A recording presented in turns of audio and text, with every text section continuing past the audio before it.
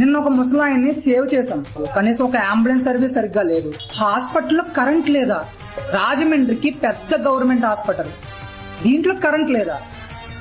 నేను అప్పుడు గమనించలేదు సరిగ్గా. నేను తాతగారిని బ్రతికించాలి, అక్కడ అడ్మిట్ చేయాలి, ఇది ఒకటే ఆలోచన నాకు. అప్పుడు నేనేం పట్టించుకోవాలా. తర్వాత వీడియో పోస్ట్ చేసా, చూస్తుంటే కరెంట్ లేదు. మేము ఎంట్రన్స్ అవుతున్నాం, కరెంట్ లేదు. స్ట్రెచ్ మీద పడుకోబెట్టి కుట్లు వేసే గదంట. కాలు మొత్తం పోయింది, అతని ఎముకలు కనిపిస్తున్నాయి. ఆ కుట్లు వేసే గదిలో కూడా లైట్ లేదు. ఎలా వేస్తారు? ఫ్లాషా? మమ్మల్ని పట్టుకోమంటారు వచ్చి ఫ్లాష్?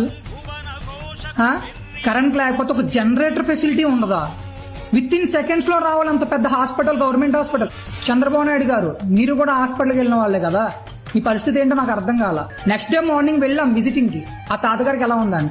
అప్పుడు కూడా కరెంట్ లేదు, అది కూడా విజిబుల్ చేస్తాం చూడండి. లేదు, కనీసం విసురుకుంటున్నారు పిల్లలు, పేషెంట్లకు విసురుకుంటున్నారు.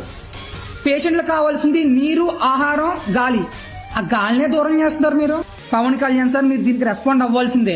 సో పిల్లలందరూ ఇబ్బంది పెడుతుంటే మీరు అలా చూస్తూ ఊరుకుంటారా? నాకు కన్నీళ్లు కూడా రావట్లేదు సార్, కన్నీళ్లు కూడా ఇంకిపోయాయి ఆ విషయం చూసి.